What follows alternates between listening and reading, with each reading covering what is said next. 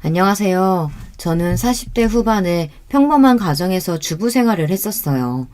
자주 보는 채널에 제가 이렇게 이야기를 꺼내게 될 줄은 몰랐는데 많은 분들에게 이런 사례도 있다는 걸 이야기해드리고 싶어 찾아오게 되었습니다. 한편으로는 씁쓸하기도 하지만 이번 기회에 사람에게 마냥 잘해주면 안 된다는 걸 느끼게 되었는데요. 일단 그 전에 제 이야기를 먼저 해드릴게요. 저는 남편을 30대 초반에 만나 결혼했던 케이스인데요. 보통 사람을 만날 때 그 사람의 성품도 중요하지만 가족들이 어떤지를 보고 결혼을 하게 되죠. 가족과 맞지 않아서 헤어지는 경우를 주변에서 많이 봤기 때문에 걱정되던 부분이었거든요. 남편과 만나면서 마음은 커져가는데 혹시라도 결혼을 못하면 어쩌나 고민이 되었지만 인사를 드리러 갔을 때 제 예상과는 달리 시어머님과 돌연인 되실 분이 모두 좋으신 분들이셨어요. 안녕하세요, 어머님, 아버님. 태연 씨와 교제 중인 이미연이라고 합니다.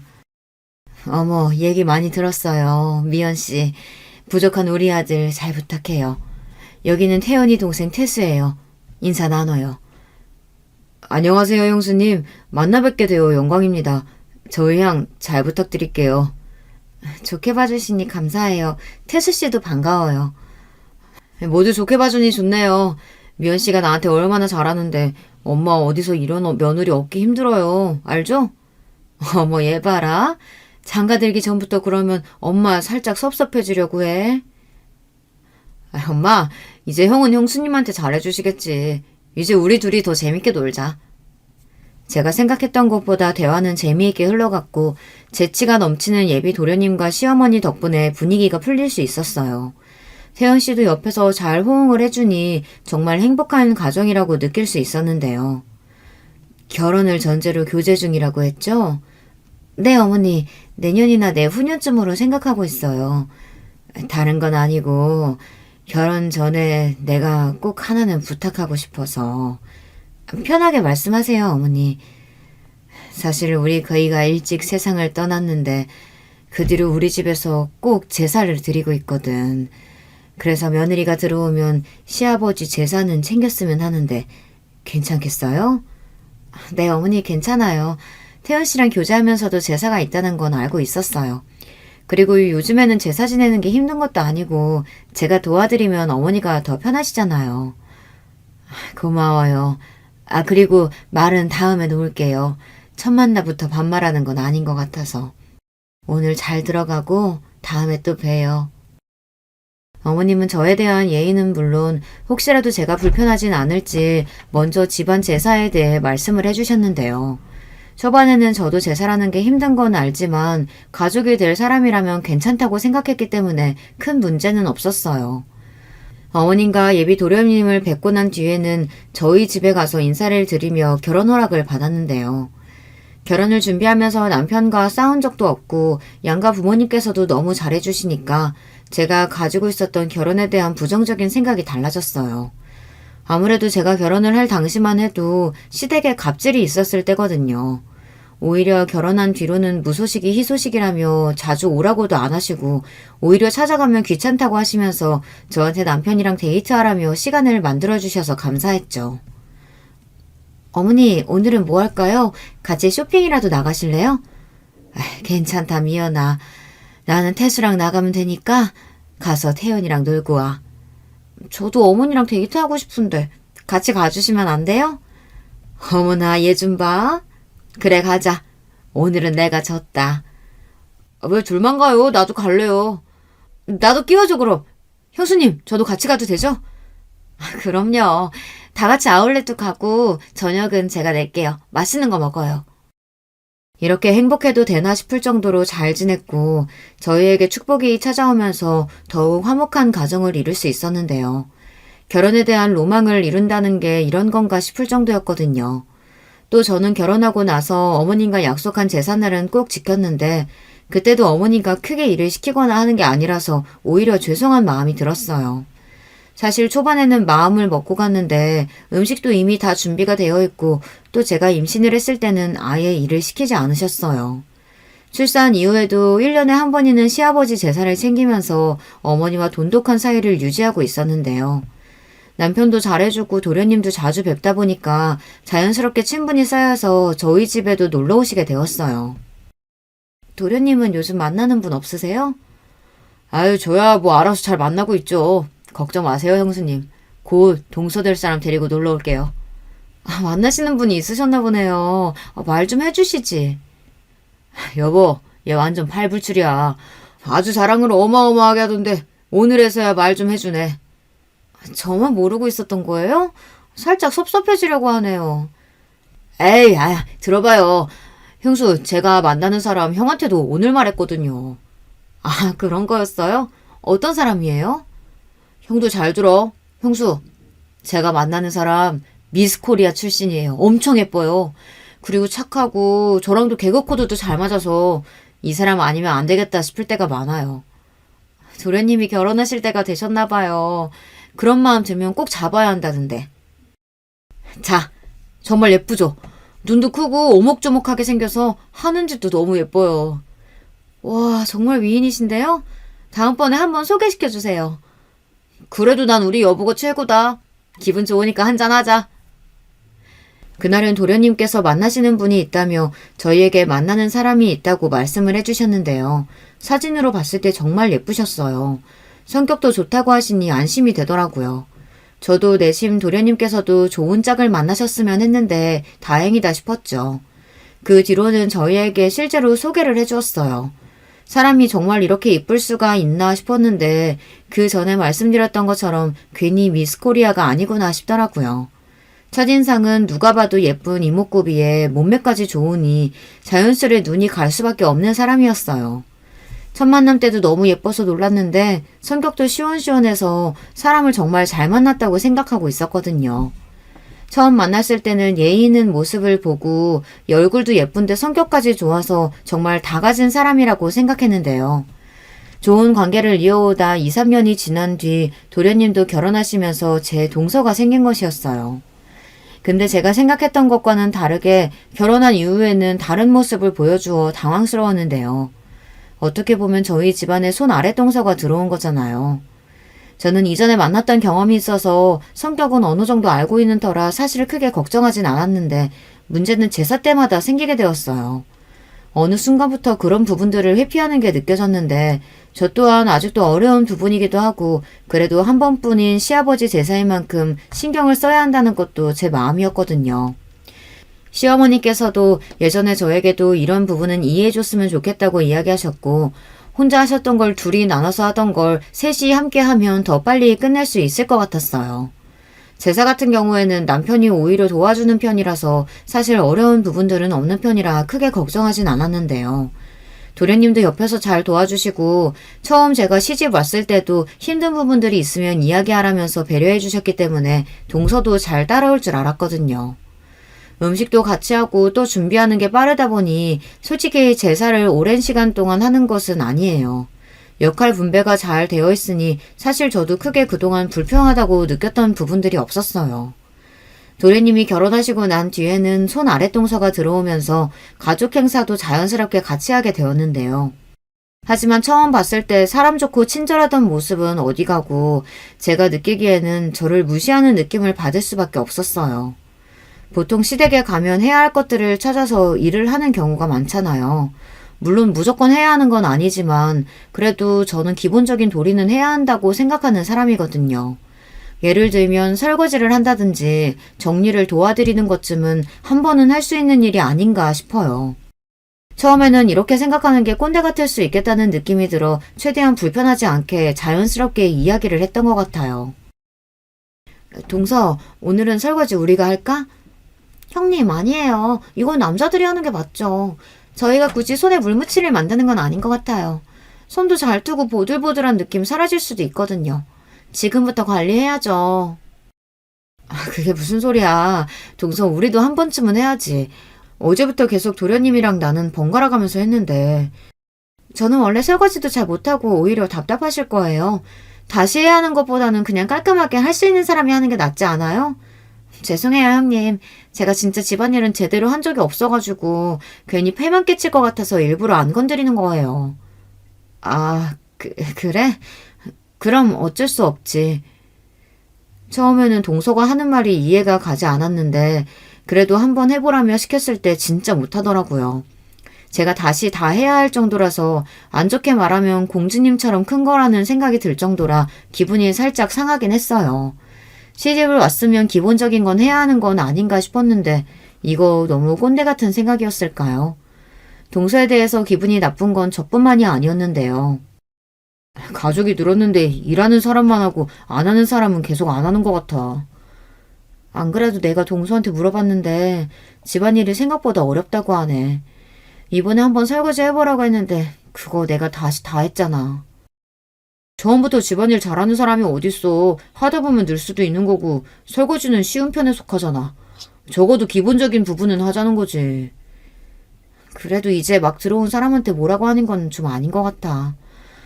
괜히 우리 집사람만 고생한 것 같아서 그러지. 안 되겠다. 내가 태수한테 이야기할게. 일단은 지켜보고 정 안 되겠다 싶으면 내가 동서랑 얘기 한번 해볼게. 저희는 워낙 도련님이랑 친하게 지내다 보니 서로 불편한 게 있으면 편하게 말할 수 있는 사이는 맞거든요. 하지만 이제 들어온 지 얼마 되지 않은 동서의 흉을 보는 것 같아 마음이 좋진 않았기 때문에 일단은 지켜보기로 했어요. 솔직히 기분이 좋지는 않았지만 처음부터 안 좋은 소리를 하는 것은 서로에 대한 예의는 아닌 것 같기도 하고 일단은 동서도 하고자 하는 마음은 있지만 몸이 잘 따라주지 않아 속상할 수 있으니 괜히 이야기를 꺼내지는 않았어요. 하지만 이게 오히려 저를 아랫사람으로 보는 행동이 될 줄은 몰랐는데요. 저는 배려를 했다고 생각하는데 갈수록 도가 지나치더라고요. 1년에 몇 번 안 만나는 명절을 빼고 난 뒤에는 저희가 지역도 가까운 편이라서 자주 저녁을 먹는 편인데요. 얼마 전에는 동서랑 같이 저녁을 먹는데 저희 집 근처의 식당에 가서 맛있게 저녁을 먹고 돌아왔거든요. 근데 그날 뭔가 이상함을 느꼈던 점이 있었어요. 하나부터 열까지 도련님이 챙겨주면서 손 하나 까딱 안 하는 게 그냥 딱 공주님 느낌이더라고요. 잘 챙겨준다는 생각이 들 수도 있지만 제가 느끼기에는 너무 기본적인 부분까지 해주니까 저러다가 버릇이 나빠지겠다는 생각이 들 정도였어요. 도련님은 동서를 정말 많이 아끼시나 봐요. 하나부터 열까지 잘 챙겨주시네요. 이 사람이 원래 덤벙거리는 게 심해서 제가 옆에서 챙겨주는 편이에요. 손이 많이 가게 해도 사랑하니까 이 정도는 아무것도 아니죠. 제가 할 수 있는데 유독 저를 챙기는 것 같아요. 아무래도 제가 좀 연약하기도 하고 또 남편이 챙겨주면 편하잖아요. 형님은 남편분이 따로 안 챙겨주세요? 오늘 보니까 혼자 다 하시는 것 같던데 좀 도와주세요. 저는 혼자 하는 게 편하기도 하고 서로 챙겨줄 수 있는 부분은 챙겨주고 있어요. 걱정 마요. 그래도 형님, 여자로서 옆에서 보면 좀 안타까운 부분도 있어요. 시댁 가서도 마찬가지고 솔직히 저희가 귀한 딸인데 그렇게 집안일하는 걸 보면 부모님께서도 속상하시지 않을까요? 동생의 이야기를 듣고 나서는 머리를 누가 한 대 맞은 것처럼 띵하기도 했어요. 어떻게 보면 시댁에 가서 일을 하는 것도 해야 하는 것이라고 생각하거든요. 저희 남편도 친정에 가면 같이 설거지도 하고 정리도 하는데 이게 여자 남자가 있을까요? 물론 종처럼 일을 하라는 게 아니고 기본적인 부분은 하자는 생각이었거든요. 요즘에는 며느리들을 손님처럼 대하라는 말들이 많긴 하지만 그래도 시댁인데 너무 편하게 있는 건 아닌 것 같고 그만큼 서로 지켜야 할 부분이 있잖아요. 아무리 그래도 기본적으로 해야 하는 것들은 하는 것이 좋죠. 아무래도 시댁에 매일 가는 것도 아니고 어쩌다 한 번 가서 가족들이랑 시간 보내는 건데. 형님, 저는 그렇게 생각 안 해요. 이게 한 번 계속 해주다 보면 나중에는 정말 고마운 줄도 모르는 경우가 많다고 제가 들었거든요. 동서, 내가 5년 정도 살아보니까 그럴 걱정은 하지 않아도 돼요.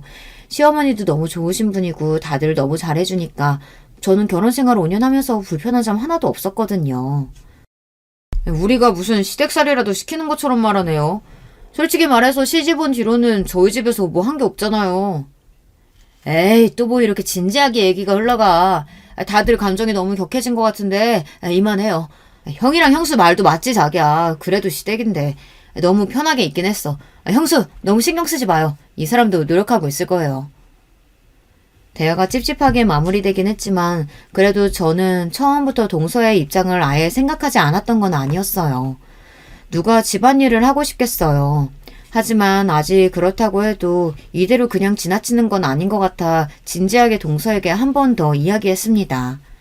강요하는 건 아니지만 가족들끼리 모이는 자리인 만큼 서로가 배려할 부분들은 배려하면 싸움이 일어나지 않을 것 같다고 말이죠. 동서 잘 들어갔어요? 아까 기분 나빴던 건 아니죠? 형님, 솔직히 제가 못할 만한 것도 아니고 저 집에서도 설거지 잘 안 해요. 근데 왜 시댁 가면 여자들이 다 집안일을 해야 해요? 다 같이 하자는 거죠. 저희만 하자는 게 아니잖아요. 아무리 그래도 저는 이해가 안 가요. 저는 시집 오기 전에도 손톱에 피부 관리 받으면서 자유롭게 살았는데, 그리고 시댁도 너무 자주 가는 것 같아요. 그래도 저희가 매주 가는 것도 아니고 한두 달에 갈까 말까인데 이건 적은 편이죠. 매주 오라는 시어머니도 있는데. 형님, 제가 조심스럽게 말씀드리는 건데요. 저희가 가서 꼭 집안일을 해야 하고 그런 건 아니에요. 그동안 결혼 생각을 하시면서 가스라이팅이라도 당하신 거 아니에요? 동서의 말에는 가시가 있었고 저는 그 말을 듣고 참을 수가 없었어요. 그렇게 좋으신 분이 저희 시어머니라는 게 좋고 도련님과 남편도 모두 잘해주는데 동서가 단면적인 부분만 생각하고 말하는 것 같았거든요. 더 이상 말이 통하지 않아 그 뒤로는 쉬라고 하고 더 이상 말을 꺼내지 않았어요. 그리고 나서는 딱히 다른 연락을 하진 않았는데 일이 생긴 건 제삿날이 다가올 때였는데요. 시아버지 제사는 1년에 한 번뿐이잖아요. 그때는 제가 왜 이렇게 스케줄을 조정해두는 편인데 그때는 일이 생겨서 조금 늦을 것 같다 보니 동서에게 먼저 부탁을 해두었어요. 동서, 내일 시아버지 제사 있는 거 알고 있죠? 얼마 전에도 이야기했었는데 톡 확인을 안 해서. 형님 오랜만이에요. 제가 지금 휴대전화가 제대로 작동이 되지 않아서 카톡을 못 읽었나 봐요. 다른 건 아니고 저도 너무 도와드리고 싶은데 그날 일이 잡히는 바람에 참여를 못할 것 같아요. 아, 그래요? 그럼 어쩔 수 없지. 내일 내가 도착 시간이 너무 늦어질 것 같아서 혹시나 하고 얘기해봤어.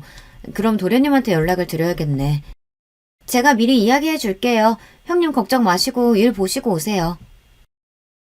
굳이 트러블을 만들고 싶지 않았기 때문에 그동안에는 제가 이해하고 넘어갔지만 갈수록 너무 심하다는 생각이 들어 결국 한마디를 할 수밖에 없었는데요.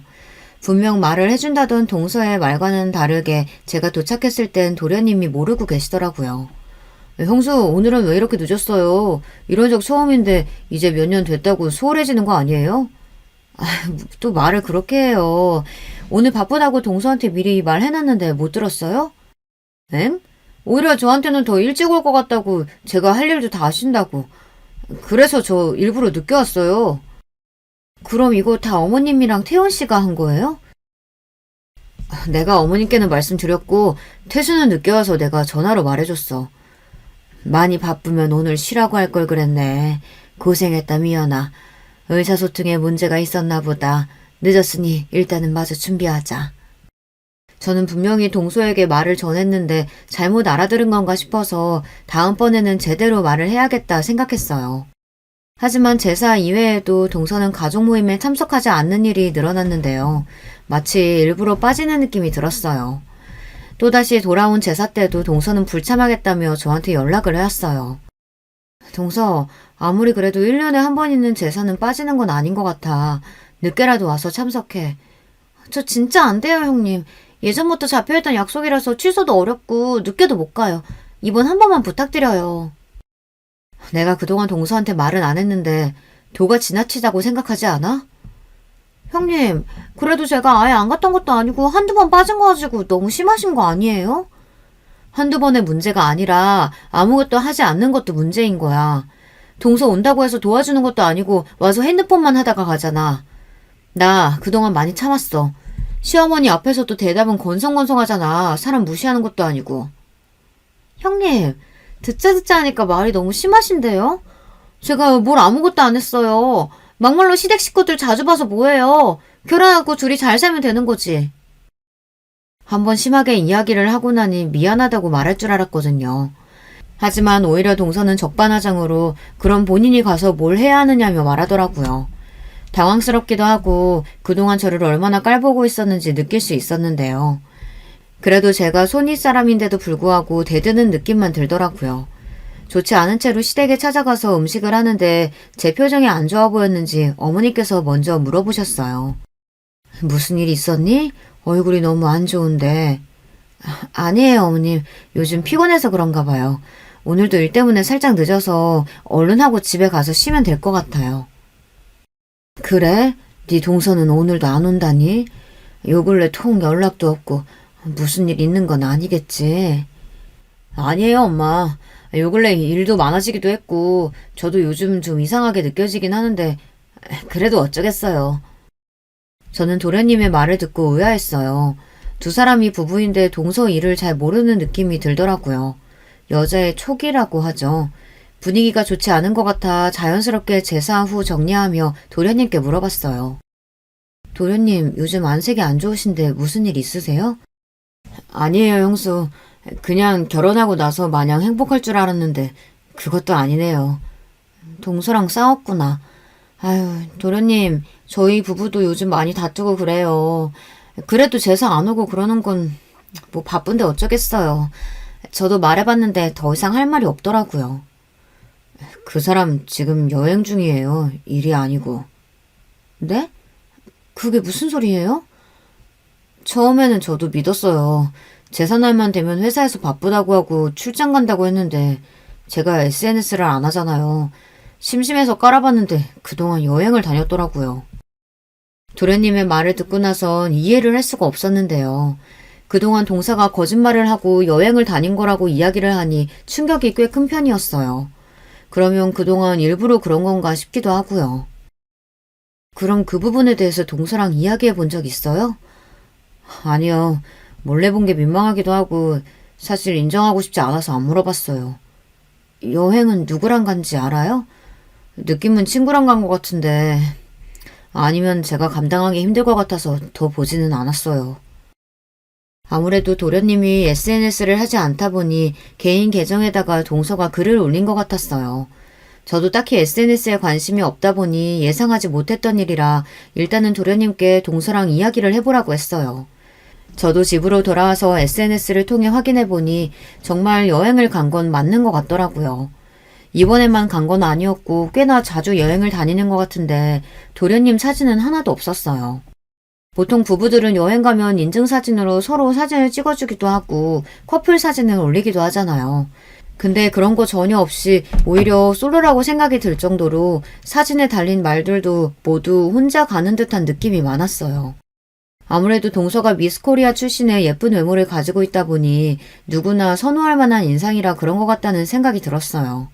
댓글은 물론 팔로워도 많은 편이었는데 그동안 운영해오고 있다는 것은 전혀 모르고 있었던 터라 게시글을 보니까 날짜도 체크해보니까 행사가 있을 땐 꼭 나간 것 같았어요. 다음날 도련님께 물어보니 본인은 이번 일을 모른 척하고 일단 한 번은 넘어가겠다고 말을 해주더라고요. 하지만 저는 이게 쉽게 지나갈 문제가 아니라며 도련님께 정신을 차리라고 한 번 더 생각해보라고 했어요. 그리고 혹시 모르니 그 내용들을 모두 제 파일로 옮겨놓고 SNS를 보다가 예상치 못하게 동서가 불륜을 하고 있다는 것도 알게 되었어요. 저는 거기서 큰 고민을 할 수밖에 없었는데요. 사실 이런 부분을 알면 바로 알려줘야 한다고 생각하고 있었는데 한 가정의 일이다 보니 이걸 어떻게 해야 할지 막막했어요. 제 성격 자체가 다른 사람에게 안 좋은 말을 전하는 걸 못하기도 하고 팔로워를 건너 보다 알게 된 것이었는데 그건 누가 봐도 동서와 다른 남자가 함께 다정한 모습으로 사진을 찍었더라고요. 댓글로도 애정 표현을 주고받는 것을 볼 수 있었는데요. 혹시 몰라서 이것도 자료로 남겨두었거든요. 이 부분을 누구에게 나눌까 싶어서 친구들에게 제 얘기가 아닌 것처럼 이야기를 해보았는데 무조건 알려야 된다는 의견이 많았어요. 그리고 저도 친구들에게 물어보다 보니까 가정을 소홀하게 하고 다닌 게 사실상 와이프로서는 좋지 않은 사람인 것 같더라고요. 물론 저도 결혼하고 나서 부족한 부분들이 있긴 하지만 기본적인 부분도 하지 않은 채 바람까지 핀 동서를 용서할 수 없었어요. 그래서 그 뒤로는 진지하게 도련님과 남편이랑 셋이 만나 이야기를 나눠봤는데요. 당사자에게 알리기 이전에 도련님의 의견을 묻고 싶었어요. 도련님이 충격적이실 수 있지만 이걸 제가 알고도 모른 척하는 게 더 나쁜 것 같아서 알려드리려고요. 무슨 일인데 저 혼자 나오라고 한 거예요? 안 그래도 제가 SNS 통해서 알아봤는데 연애 계정도 따로 가지고 계신 것 같아요. 지금 제 와이프가 불륜이라도 한다는 소린가요? 형수, 아무리 저희가 친해도 이런 장난은 재미없어요. 나도 처음엔 못 믿었어. 근데 와이프가 모아둔 자료 보니까 맞더라. 충격적이겠지만 우리 현실적으로 생각해야 돼. 사실 저도 어느 정도 알고 있던 부분이긴 해요. 직접 이렇게 마주하고 보니까 더 상처네요. 도련님 입에서 나온 대답은 생각했던 것보다 더 충격적이었는데요. 이미 본인도 동서의 불륜 사실을 알고 있던 것이었어요. 그리고 저희에게 그동안의 일들을 말해주더라고요. 도련님도 처음에는 동서가 외적으로 끌린 건 맞지만 착한 심성에 마음이 들어 결혼까지 하게 되었다고 말을 해주었는데요. 결혼하고 나서는 생각했던 것보다 더 손이 많이 가고 스스로 해야 할 것들을 아무것도 하지 않는 사람이었다고 해요.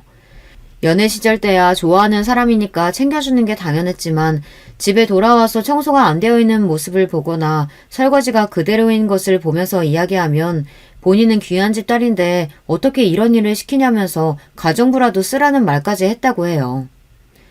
여보, 집에 있으면 집안일도 좀 하고 치워두지 그랬어. 집안에 음식물 냄새가 가득하네.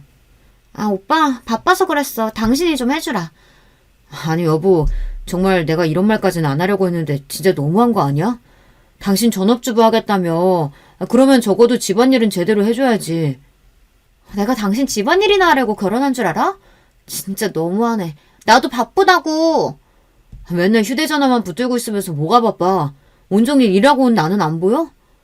당신 말 다 했어? 내가 무슨 휴대전화만 보고 사는 것처럼 말하네?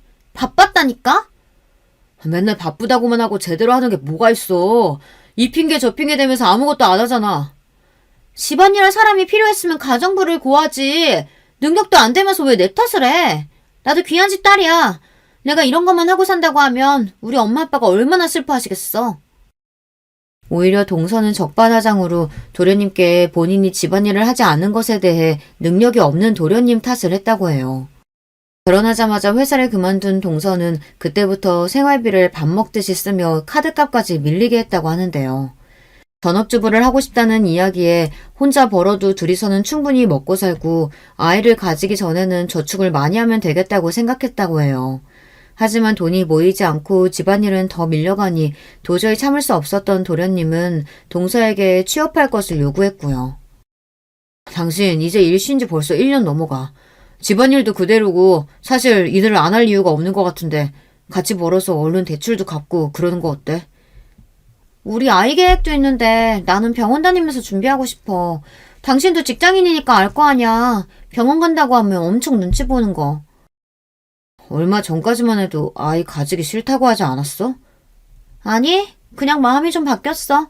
나 쉬면서 아이 가질 준비도 하고 앞으로 집안일도 열심히 할게. 응? 알겠어. 이번에는 한번 믿어볼게. 자기야, 고마워. 내가 더 잘할게. 그렇게 동서를 믿었던 도련님은 조금의 희망을 가지고 있었지만 똑같았다고 해요. 오히려 나가는 횟수가 늘어서 퇴근하고 들어오면 온기가 없는 집안을 보는 게 힘들었다더라고요. 그래서 그때부터는 이혼도 고민을 해봤다더라고요. 이후 잦은 외출에 불륜 행위를 하고 있는 것을 어느 정도 예측은 했다고 해요. 각방을 쓰는 것은 물론 친구를 만난다며 나가는 것을 여러 차례 봤다고 하는데 저는 이 말을 듣고 이해할 수가 없었어요. 그러면 왜 그동안 참고 있었던 거예요? 불륜이라면 바로 이혼하셨어야죠.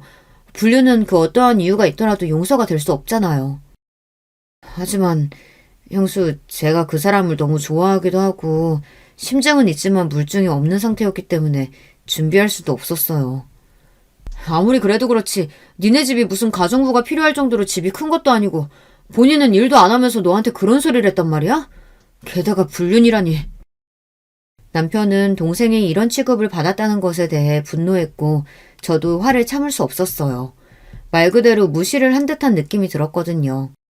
하지만 문제는 도련님이 마음이 없다면 이혼을 저희가 강요할 수 있는 부분은 아니었어요. 그러다 보니 저도 걱정이 될 수밖에 없었는데요. 당분간은 지켜보겠다는 도련님의 말을 끝으로 그 자리는 마무리가 되었어요. 그 뒤에는 도련님께 따로 연락이 없었고 다음 만남은 저희가 어머니 생신 때 만나기로 정해둔 날이었어요. 그때도 여전히 동서는 다른 일이 있다면서 찾아오지 않았고 저희는 사태를 알고 있으니 이미 다른 곳에 놀러 갔구나라는 걸 알고 있었어요. 그 뒤로는 부부 사이의 문제는 서로가 알아서 할 거라고 생각하고 지켜봤는데 이걸 그냥 두는 게 맞는 건가 싶더라고요. 하지만 잘 참았던 도련님도 폭발하게 된 사건이 하나 발생하게 되었는데요. 이건 오래 있었던 일인데 이 사건을 계기로 동서가 완전히 바닥으로 추락하는 일이 있었어요. 평소와 같이 저는 제사를 준비하는데 이번에는 음식을 준비할 게 많아서 동서에게 도와달라고 연락했어요. 동서 미안한데 이번에는 일찍 좀 와줄 수 있을까? 오늘은 할 게 많다 보니까 혼자 하기가 벅차네. 어머니가 건강이 안 좋으셔서. 미안해요, 형님. 이번에도 제가 가기는 어려울 것 같아요. 그리고 음식은 시켜도 되잖아요. 시키는 것도 있지만 직접 해야 하는 것도 있어. 이번에는 정말 안 될까? 너무 힘들어서 그래. 네, 형님. 죄송해요. 안 될 것 같아요. 그래, 알았어. 어쩔 수 없지. 그리고 전화를 끊으려던 순간 믿을 수 없는 소리가 들렸어요. 아, 진짜 뭣도 안 되는 년이 매번 이렇게 전화해서 징징거리니까 짜증나 죽겠어. 아, 그 화도 안 낸다는 형님 말하는 거야? 야, 그 정도면 정성이다. 한번 가서 도와주지 그래. 내가 미쳤냐? 거기 가서 기름기 냄새 쩔어가지고 한번 다녀오면 옷이나 가방에 냄새 배는데 진짜 최악이야. 별것도 아니면서 자꾸 일 시키려고 한다니까. 아니, 그럼 너는 이혼해서 혼자 살지 굳이 왜 이혼을 안 해? 야, 이혼하면 순간 복잡해져. 또 매달 돈이 이렇게 들어오는데 그걸 그냥 버리라고? 충격적인 대화를 듣고 나서는 저도 이대로 참는 건 호구라고 생각이 들어 바로 녹음 파일을 도련님께 전송해 드렸어요. 저는 핸드폰에 자동 녹음 기능이 있기 때문에 이 모든 대화 내용을 그대로 저장할 수 있었거든요. 제가 계속 듣고 있었던 사실을 몰랐는지 동서는 그 뒤에 따로 연락을 주진 않았어요. 녹음 파일을 전해들은 도련님은 충격에 빠진 듯했고 남편 또한 그 사실에 분노할 수밖에 없었는데요. 남편이 화가 났던 건 그 대화에서 저를 너무 깔봤다는 게 화가 난다며 도련님께 전화해서 한바탕 소동을 벌였어요. 그러고 나서 얼마 지나질 않아 도련님은 저에게 장문으로 카톡을 보내주셨는데요. 그동안 모아둔 자료를 줄 수 있냐는 내용이었어요. 그리고 그동안 동서가 저를 무시했던 부분에 있어서 본인도 그냥 옆에서 지켜보기만 한 것 같다며 미안하다고도 이야기를 해주셨는데요. 그동안 모아둔 자료들을 보내고 도련님이 얼마 지나지 않아 저희 집으로 동서와 함께 찾아왔어요. 어쩐 일이에요? 도련님 얘기도 없이. 좀 들어갈게요, 형수. 야, 너도 빨리 들어와. 뭐야, 갑자기? 무슨 일 있어서 왔어? 이 사람이 그동안 형수랑 형한테 했던지 모두 반성한다고 사과하러 왔어요. 정말 죄송해요, 형님. 죄송합니다. 제가 그러려고 그런 건 아니었는데 제가 다 잘못했어요. 저는 동서의 모습을 보고 깜짝 놀랄 수밖에 없었는데요. 얼마 전에는 예쁘고 청초한 느낌이었는데 무릎에도 멍이 들고 상태가 좋아 보이진 않더라고요. 무릎을 꿇으며 사과를 하는 동서를 보니 마음이 안 좋아졌어요. 그래서 바로 일으킨 뒤에 그렇게까지 사과하지 않아도 된다고 말을 해줬는데요. 제가 보기에는 도련님과 둘이 싸움이 있었던 것 같아요. 도련님 뺨도 빨갛게 부어있었고 동서도 상태가 좋아 보이지 않아서 일단은 집에 들어와서 대화해봤어요. 그동안 제가 두 분을 무시해서 정말 죄송해요. 시어머니께도 죄송하다고 사과하고 왔어요. 갑자기 이제 와서 왜 이러는 거예요? 제사는 참석도 하지 않고 가족 모임을 회피하기 바빴던 사람이. 죄송해요. 그동안 제가 시댁에 가면 뭔가 저만 동떨어진 느낌이 들고 사실 형님한테 질투를 느끼고 있어서 그랬던 것 같아요. 이런 모습 보여드려서 죄송해요. 두 사람이 진정성 있게 사과하는 것을 듣고 나서는 저는 마음이 풀릴 수밖에 없었는데요.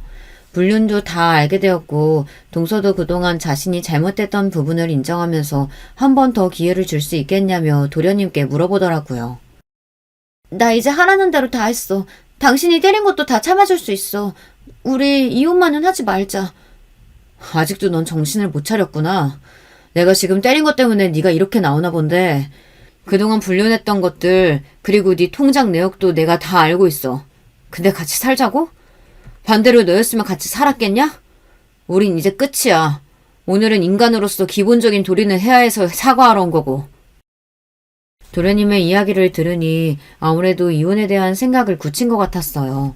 동서는 미안하다며 싹싹 빌었고 도련님은 이만 가보겠다면서 동서를 데리고 나갔습니다.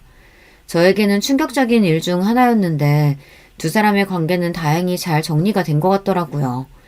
사실 도련님께서 그렇게까지 나오실 줄은 몰랐는데 멍이 든 모습을 봤을 때 두 사람 사이에서 몸싸움이 있었다는 것을 알 수 있었고 한편으로는 안쓰러운 마음도 들었던 것 같아요. 사람이 진심으로 행복했을 당신을 떠올리니 괜히 마음이 아프더라고요.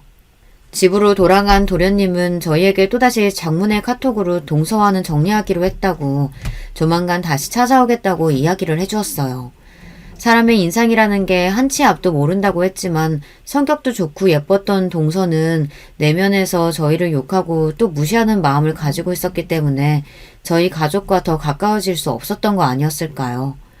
사실 그동안 도련님이 많이 참기도 했고 생활비만 해도 한 달에 3,400은 기본으로 사용했다고 하더라고요. 근데 사실 생활비가 아닌 개인적인 돈으로 300만 원에서 400만 원이면 그것도 무시하지 못하거든요. 시어머니께서도 도련님의 이야기를 듣고 저희에게 전화를 하셨는데 오히려 반응이 더 대박이었어요. 얼마 전에 태수 왔다 갔다며 너희는 괜찮니? 네, 두 사람 정리한다고 저희한테 카톡도 왔어요. 그동안 사실 걔 와이프가 잘했던 건 아니잖아요. 게다가 불륜이라니 말도 안 되죠. 태수만 오히려 불쌍하게 됐어요. 나도 오히려 잘 됐다고 생각한다. 너희한테 말은 안 했지만 나한테도 전화해서 이것저것 요구하는 게 많았거든. 너희가 걱정할까봐 말은 안 했지만 식기세척기 사달라, 뭐 사달라 가전제품이나 금전적으로 요구할 때가 많았어. 어머니한테요? 어떻게 전화해서 그런 부분까지 해달라고 할 수가 있어요? 그동안 어머니께서도 고생하셨어요.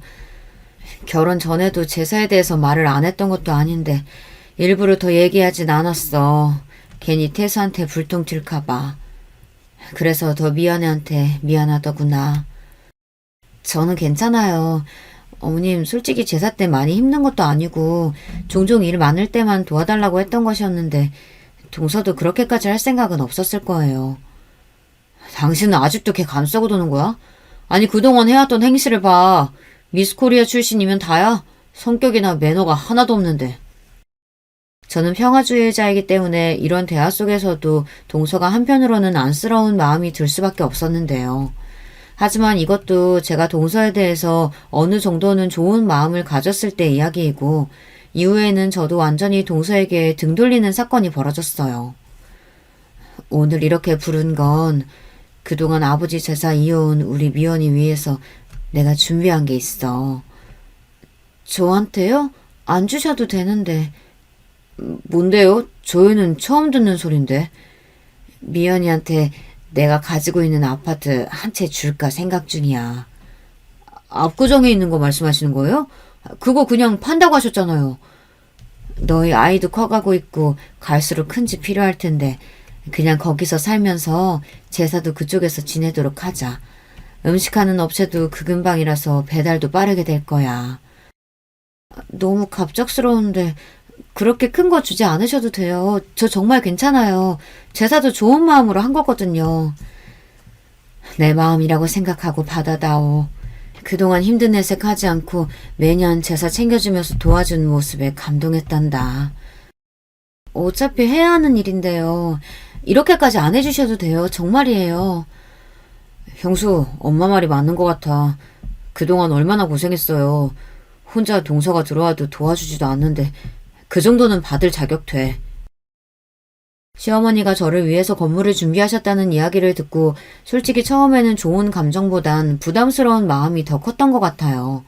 적은 금액도 아니고 물론 서울 중심보다는 아니지만 요즘 압구정동 엄청 비싼 편이잖아요. 어머니께서 가지고 계셨던 아파트 같은 경우 주변이 학세권으로 되어 있고 입지도 좋은 편이라서 평가가 괜찮은 편이었거든요. 알고 보니 시아버지께서 생전에 남기고 가셨던 유산이라고 해요. 남편이랑 이런 부분을 상의해봤는데 엄마가 좋은 마음으로 주시는 거니까 받아도 된다고 이야기했어요. 저는 이때까지 어머니가 건물을 소유하고 계신 줄도 몰랐고 그리고 알고 보니 도련님도 건물을 가지고 계시더라고요. 나중에 동서가 이 부분을 알고 재산분할 요청을 했지만 동서가 잘못한 게 많다 보니 다행히 모두 도련님 명의로 잘 유지가 되고 있다고 해요. 유책 배우자였던 동서는 결국 제대로 받은 것 하나 없이 집 밖으로 나가게 되었는데요. 오히려 도련님은 홀가분하다고 말씀하시더라고요. 저도 건물을 받기로 하고 시어머니께 감사하다며 앞으로는 재산은 저희 집에서 드리기로 했는데요. 이 얘기를 어떻게 알았는지 이혼했던 동서가 저한테 연락을 해왔더라고요. 알고 보니까 도련님께서 네가 제사를 제때 드리기만 했어도 저 아파트는 네 것이었을 텐데 복을 걷어찼다며 이야기한 걸 듣고 저한테 연락을 했던 것이었어요. 솔직히 형님 다 알고 계셨죠? 그렇게 제사 지내면 건물 받을 거 알고 노력하신 거잖아요. 그게 무슨 소리야, 동서. 오랜만에 연락 와서 왜 갑자기 나한테 시비를 걸어. 어머님이 내가 제사 열심히 도와드려서 주시는 건 맞아. 하지만 이걸 결혼 전부터 알고 있진 않았어. 순진한 척도 작작하셔야죠. 이왕 이렇게 된 거 그냥 얘기 다 하고 끝낼게요. 뭐라고? 지금 말 다 했어? 솔직히 형님이 모르셨다면 그렇게 헌신적으로 일을 하실 수 있으셨을까요? 이미 알고 계셨으니까 그렇게 하신 거였겠죠. 너무 속물 아닌가요? 인생 그렇게 사는 거 아니에요. 형님, 저도 알았으면 이렇게 안 했죠. 야, 너도 말 나온 김에 얘기하는데 그럼 그동안 네가 열심히 하지 그랬어? 네가 네 복을 걷어차놓고 왜 나한테 와서 지랄하는지 모르겠지만 앞으로 볼 일 없는데 연락하지 마. 저도 모르게 속마음이 나와서 동서에게 내뱉고 그날 표정이 안 좋으니 남편이 저에게 물어봐서 이 내용을 있는 그대로 이야기를 해주었는데요. 도련님께서는 씁쓸한 표정으로 역시 돈을 보고 시집 온 게 맞는 것 같다고 말해주었어요. 도련님이 다른 사람들보다 벌이가 좋기도 하고 그만큼 능력이 좋으신 분이셨는데 그래서 전업주부를 한다고 했을 때 별다른 반대를 안 했다고 해요. 근데 그렇게 배려를 해주었는데 이렇게 일이 되어버리니 도련님을 보면서 안타까운 마음이 들기도 했어요. 오히려 지금은 더 편해 보이시는 것 같아서 안심이 되기도 했는데 동서는 이혼 이후로 계속 전전긍긍하며 취업도 못한다는 소식을 들었어요. 계정도 폭파했는지 더 이상은 보이지 않았고요.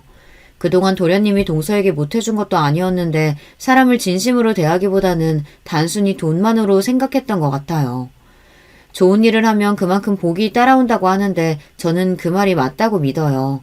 시아버지 제사 역시 제가 당연히 해야 할 일이라고 생각하고 열심히 해온 결과 시어머니도 인정을 해주시고 또 제가 생각도 못했던 선물까지 받게 되어 앞으로 더 잘해드려야겠다는 생각이 들었어요.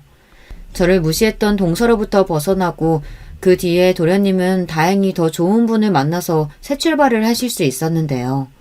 SNS를 하지 않았던 도련님이 글을 올리기 시작하자 메시지로 동서에게 연락이 왔다고 해요.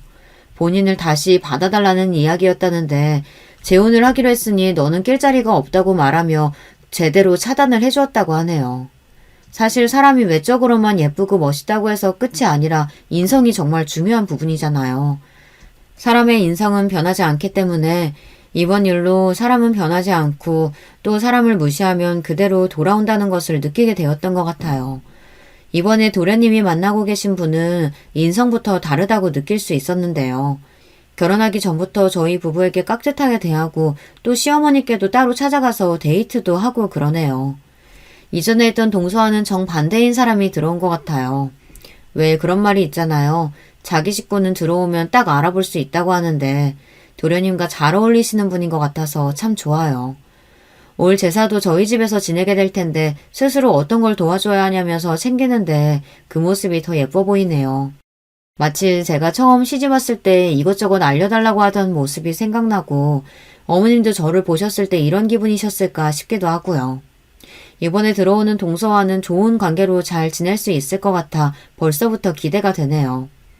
시아버지의 제사를 소홀하게 하지 않고 잘 챙겨서 받았던 압구정 아파트도 계속해서 값이 오르고 있고 얼마 전에는 두 번째 축복이 찾아와서 출산을 준비하고 있는데요. 심심할 때마다 듣는 사연 프로그램에 이런 일도 있다라는 것을 알려드리고 싶어 제 사연을 써봤어요. 다들 인생에 있어서 인성이 중요하다고 생각되시는 일이 있으셨나요? 가족뿐만 아니라 친구 등 인성으로 인해서 트러블이 생기는 경우는 생각보다 많은 편이더라고요. 저도 이번에 일을 겪으면서 무조건 잘해주고 참는 건 호구 같은 짓이라는 생각이 들어 할 말은 하고 지내고 있어요. 누구든 저를 무시하는 말을 한다며 넘기지 않아요.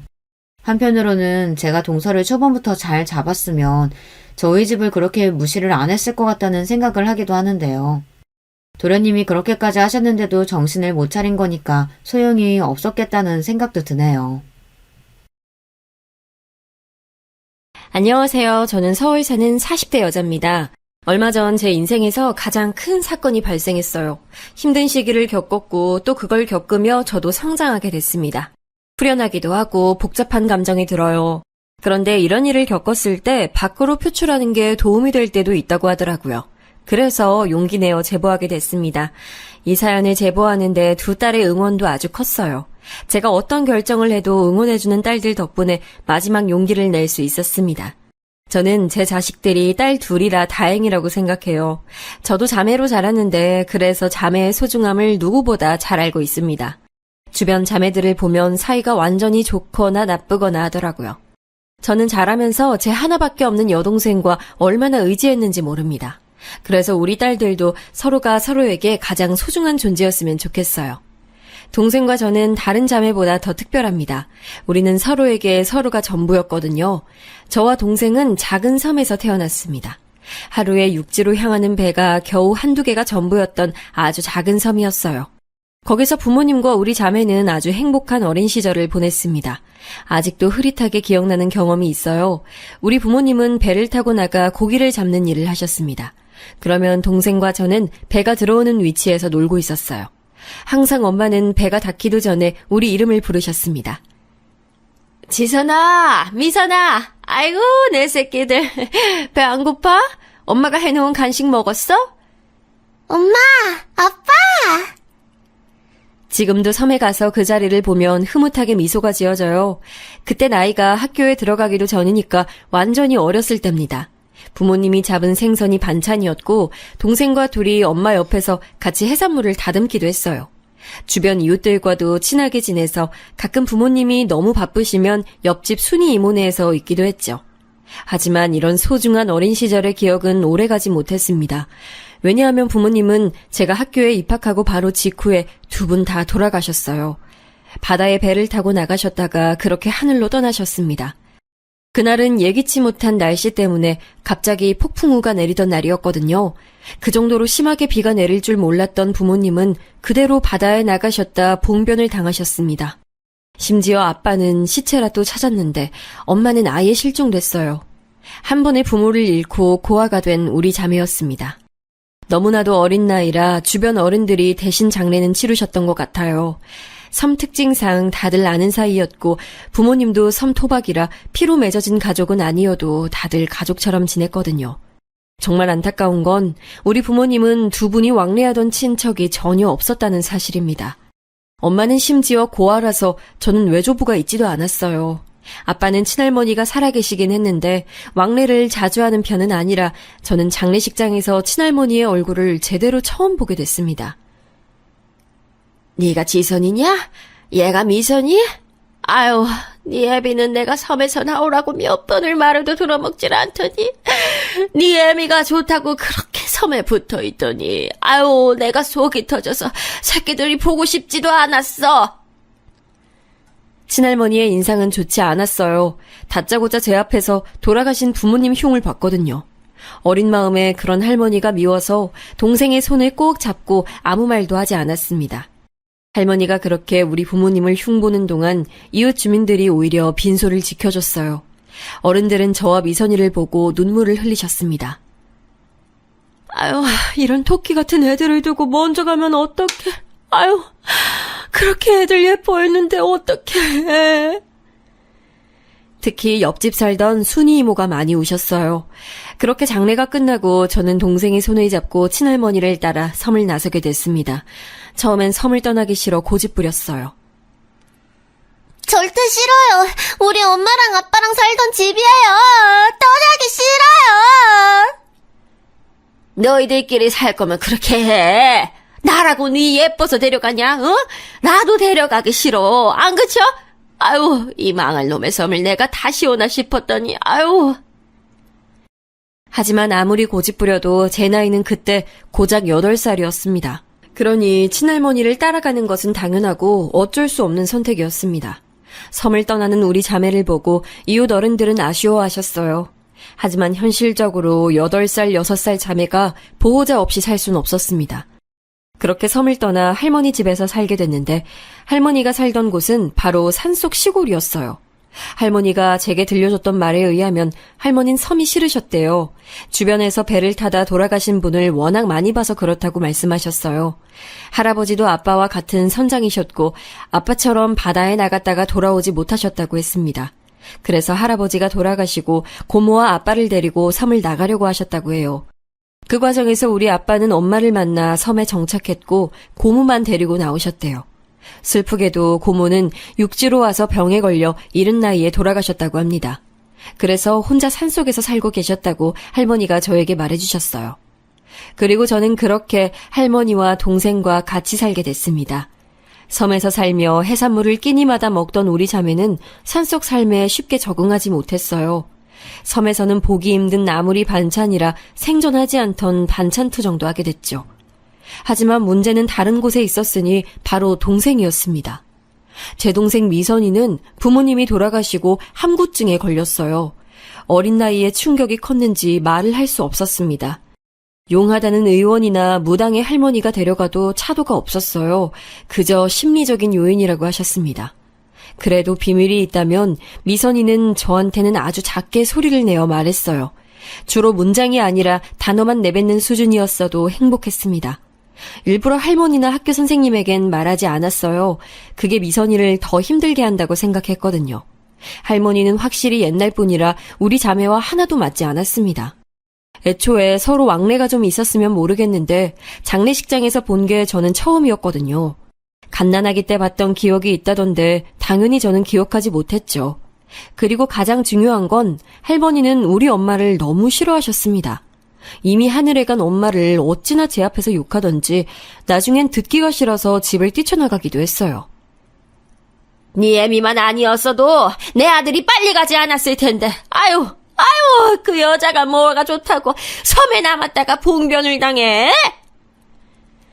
할머니는 특히 아빠가 돌아가신 날이 다가오면 정도가 심해졌습니다. 그래서 그럴 때마다 일부러 학교가 끝나도 집에 바로 가지 않았어요. 동생 손을 꼭 잡고 산에 가서 둘이 놀았습니다. 동생이 아직 학교 갈 나이가 아닐 때도 저는 미선이를 우리 학교에 데리고 갔어요. 지금은 전혀 상상도 하지 못할 텐데 그 시절엔 가능했습니다. 그리고 또 우리 학교가 분교라 전교생이 10명도 되지 않았거든요. 워낙 작은 학교고 동생도 그 학교에 입학할 거라 선생님은 흔쾌히 동생을 데려오라고 하셨어요. 그렇게 동생과 저는 서로가 인생의 전부였습니다. 아무래도 제가 나이가 더 많은 언니라서 동생을 유별나게 챙기긴 했어요. 저한테 미선이는 딸이나 다름없었고 미선이에게 저는 언니이자 엄마였거든요.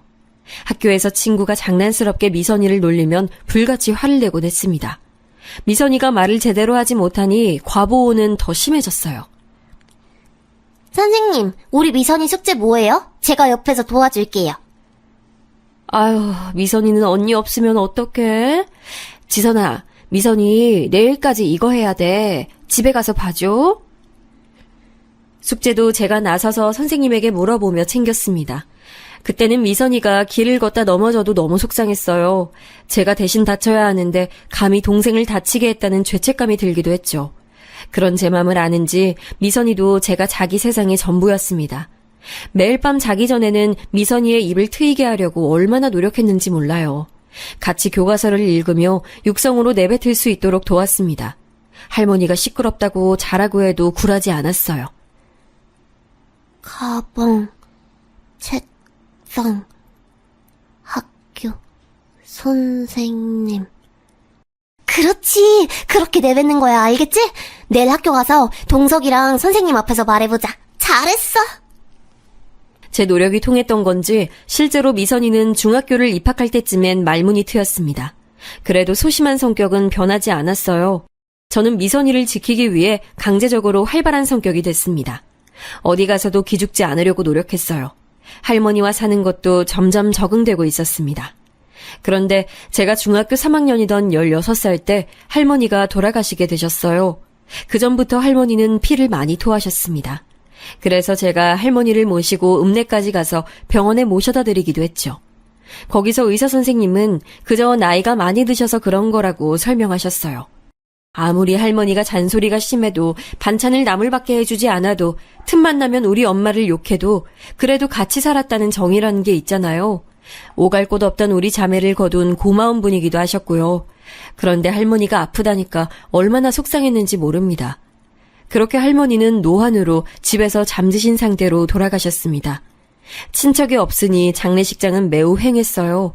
그래도 부모님 장례식 때는 이웃들이 많이 오셨는데 할머니는 워낙 시골이기도 하고 남들과 어울리는 분이 아니셔서 빈소가 초라했어요. 문제는 그때부터였습니다. 초라하고 횡한 빈소는 아무 문제가 아니었어요. 지쳐 잠든 미선이를 보며 저는 막막한 앞날에 대해 걱정했습니다. 현실적으로 이제 어떻게 살지 걱정되어 잠도 오지 않았어요. 사실 할머니와 살던 곳이 너무 시골이라 고등학교가 있지도 않았거든요. 그래서 할머니는 제가 고등학교 갈 나이가 된다면 버스를 타고 1시간이 넘게 다녀야 한다고 말씀하셨어요. 저는 절대 미선이와 둘이 살며 그럴 수 없다고 생각했죠. 그래서 아예 고등학교에 입학하지도 않았습니다. 현실적으로 당장 살아갈 돈이 없어서 돈도 벌어야 했고요. 할머니가 남긴 재산은 집 한 채가 전부였어요. 할머니는 보통 남의 밭에서 일하고 일당을 받으셨습니다. 그런데 저는 밭일을 해본 적도 없으니 막막했어요. 집에 와서 텅 빈 집을 바라보며 막막함에 눈물도 나오지 않았습니다. 그때 그리고 결심했어요. 그냥 내 인생은 미선이를 위해 살아야겠다고요. 그리고 아주 무모한 선택도 했는데 무작정 미선이의 손을 잡고 서울로 올라갔어요. 어린 나이여도 거기서 계속 살 수는 없다는 생각이 들었거든요. 저는 책임감 때문에 내가 고등학교에 가지 않는 건 허용해도 미선이가 고등학교에 가지 않는 것은 진짜 상상하기도 싫었습니다. 그래서 무작정 서울로 올라왔어요. 아직도 서울로 올라가던 기차 안이 생생합니다. 처음 하는 일이라 심장이 매우 쿵쾅거렸어요. 그래도 동생의 손을 잡고 묻고 물어 서울에 도착했습니다. 할머니가 옷장 안에 숨겨놓으신 돈을 털고 털어 겨우 고시원에 들어갈 수 있었어요. 둘이 한 방에 있는 것은 안 된다고 했는데 제가 사정을 했습니다. 저희 고아예요. 부모님은 어릴 때 돌아가셨고 키워주셨던 할머니도 돌아가셨어요. 한 달이 지나면 제가 돈 벌어서 꼭 2방 얻을게요. 제발요. 사장님은 사정이 딱하다며 허락하셨어요. 그리고 저는 혼자 미선이의 손을 잡고 전학을 시켰습니다. 지금 생각하면 어떻게 그럴 수 있었을까 싶어요. 무식하면 용감하다는 말이 그때의 저를 설명할 수 있습니다. 부모님은 안 계시니? 네, 제가 미선이 언니이자 엄마예요. 무슨 일 있으시면 다 저한테 말씀하세요. 학교에 갔더니 선생님은 당황하셨어요. 언니라고 해봤자 미성년자였으니까요. 그래도 저는 아주 당당했습니다. 소심한 미선이가 적응할 수 있게 도와달라고 부탁까지 하고 돌아왔죠. 그리고 바로 일을 구했습니다. 마음 같아선 공장에 가서 일하고 싶었는데 그러면 미선이를 돌볼 수가 없었어요. 그래서 고시원 바로 밑에 있는 고깃집에 무작정 찾아가서 일하게 해달라고 했습니다. 사장님은 당황하셨는데 제가 너무 절박해 보였는지 허락하셨어요. 그렇게 고깃집에서 일하며 동네를 돌아다니면서 분식집에서도 일하게 됐습니다. 하루도 쉰 날이 없어요. 겨우 시간이 나면 미선이를 데리고 시장을 돌아다니며 맛있는 것을 사줬습니다.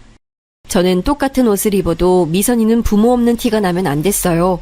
그래서 시장에 가서 예쁜 옷을 사서 미선이를 입히기도 했죠. 그런 제가 안쓰러웠는지 미선이는 학교에 적응을 잘했습니다. 제가 본인 걱정을 종이라는 것을 본인이 아는지 최선을 다하더라고요.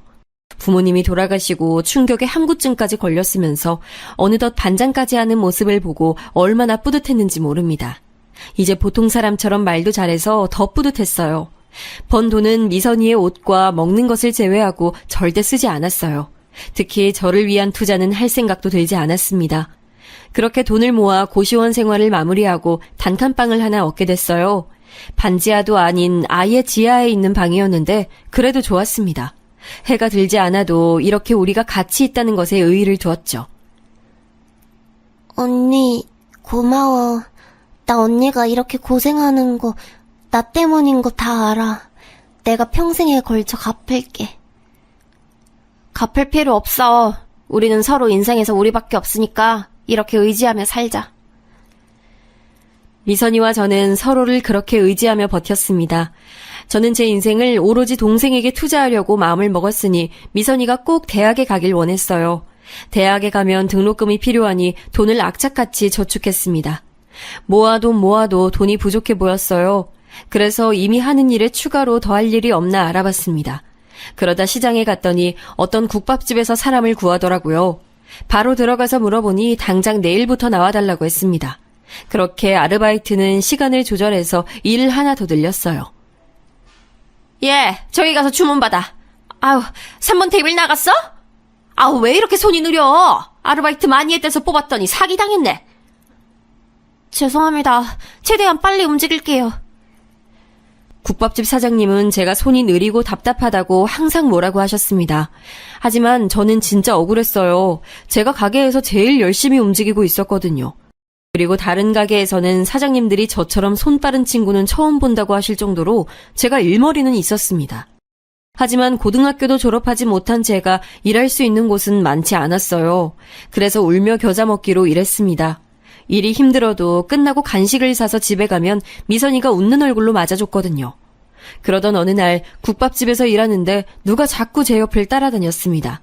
처음엔 누구지 싶었는데 알고 봤더니 사장님 아들이더라고요.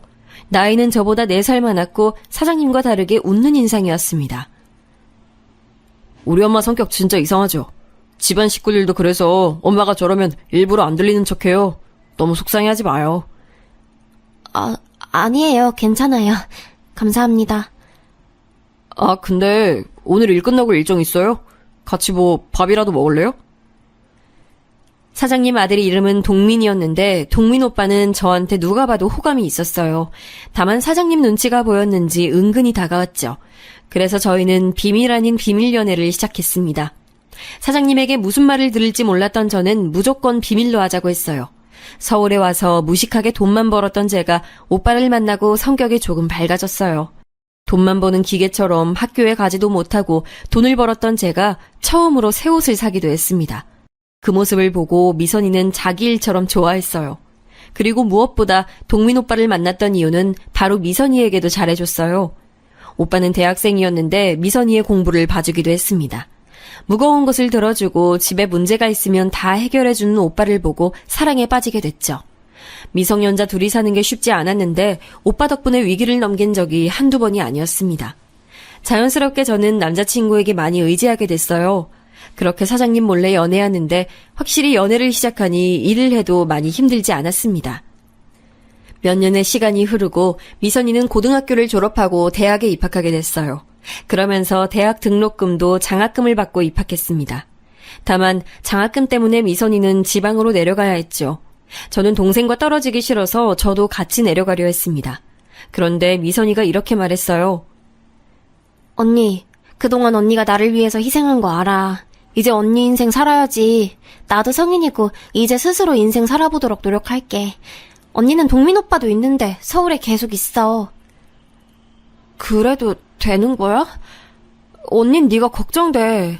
가서 적응은 잘할 수 있겠어? 언니는 내 나이 때 혼자 아르바이트하고 집도 구하고 다 했으면서 왜 그래. 난 언니한테 고맙고 미안한 맘뿐이야. 마냥 어린아이처럼 느껴지던 미선이는 어느새 다 큰 어른이 되어 있었습니다. 어차피 전액 장학금을 받았고 기숙사까지 있던 터라 저는 미선이의 의견을 존중했어요. 등록금 내라고 모아놓은 돈을 줬더니 미선이는 거절했습니다. 동민 오빠와 결혼하게 되면 쓰라고 했어요. 그때까지도 저는 오빠와 내가 결혼할 수 있을까 생각했습니다. 왜냐하면 저는 고아에다 고등학교도 졸업하지 못했으니까요. 이런 제 맘을 아는 건지 남자친구는 저에게 검정고시를 제안했어요. 미선이가 지방으로 내려가고 외로웠던 저는 남자친구에게 의존했기 때문에 같이 공부하기 시작했습니다. 그렇게 고등학교 졸업장도 생겼어요. 그때는 남자친구가 없으면 안 될 것 같았습니다. 그러다 사장님에게 우리 사이를 들키기도 했어요. 당연히 반응은 좋지 않았습니다. 일하라고 뽑아놨더니 남의 집 귀한 아들을 꼬셔? 네가 그러고도 사람이야? 어디서 우리 아들을 넘봐? 분수를 알아야지! 엄마, 내가 지선이 보고 만나자고 했어요. 그만하세요. 뭐? 아유, 머리야. 둘 다 꼴도 보기 싫어. 당장 나가! 너! 내일부터 가게 나오지 마! 예상대로 사장님은 불같이 화를 내셨어요. 하지만 이것도 예상한 반응이라 괜찮았습니다.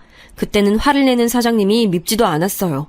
그냥 다른 생각은 들지 않았고 남자친구가 옆에 있으니 좋았습니다. 국밥집에서 쫓겨나도 마냥 행복했어요. 실제로 미선이가 지방에 내려가고 많이 외로웠는데 그때 옆에 있어준 유일한 사람이 남자친구였으니까요.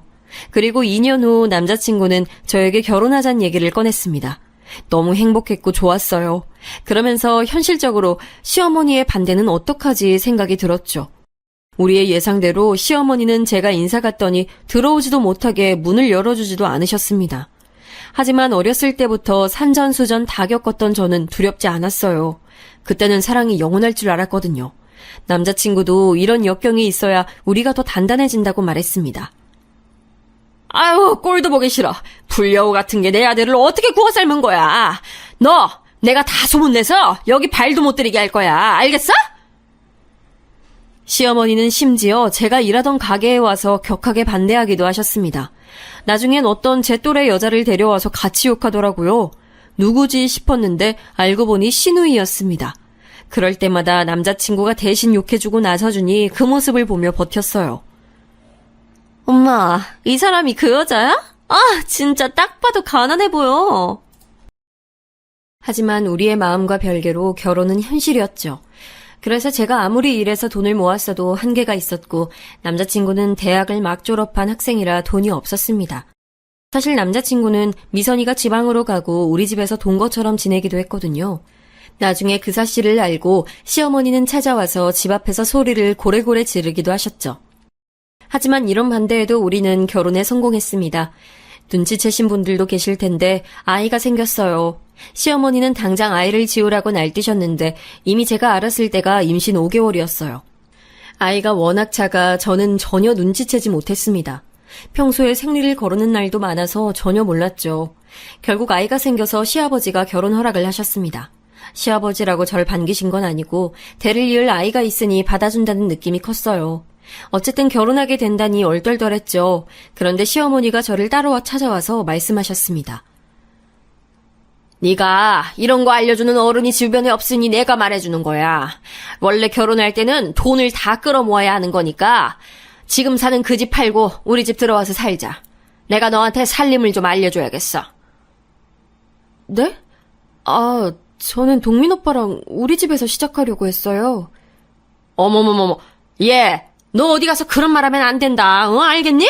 시댁에서 생활 방식을 배워야 하는 거야. 내가 이런 말 하기 전에 네가 먼저 나서서 해야 하는 건데, 아유, 역시 부모가 있어야 배우지. 지금이라도 늦지 않았으니까 나한테 생활 상식을 좀 배워. 기회라고 생각해. 시어머니는 저를 찾아와서 시댁에 들어와서 사는 것을 강요하셨어요. 그러면서 모은 돈을 다 내놓으라 했습니다. 그때는 제 나이가 너무 어렸고 또 가방끈도 짧으니 그게 맞는 건 줄 알았어요. 그래서 어차피 아이도 낳을 거고 그러면 시부모님 도움을 받을 날이 많을 것 같으니 시댁에 들어가서 살자고 결정했습니다. 다만 걸리는 것이 있다면 미선이었어요. 미선이는 방학이면 서울에 와서 저와 지냈는데 갑자기 집이 없어지는 거잖아요. 그래서 조금 망설였는데 동생은 괜찮다며 오히려 저에게 말했습니다. 나는 언니가 시댁에 책 잡히지 않았으면 좋겠어. 이왕 하는 결혼인데 최대한 좋은 방향으로 가자. 미선이의 고마운 배려로 저는 그렇게 시댁에 들어가서 신혼생활을 시작했습니다. 그리고 그때가 제가 세상에서 제일 힘들었던 기간이에요. 시어머니의 시집살이는 아주 심했습니다. 그렇게 아끼던 본인 아들과 제가 결혼한 게 영 마음에 들지 않으셨던 거죠. 제가 임신한 상태인데도 시어머니는 새벽 5시에 일어나서 집안일을 하길 원하셨어요. 그리고 빨래도 어찌나 많이 시키던지 몸이 나만하질 않았습니다.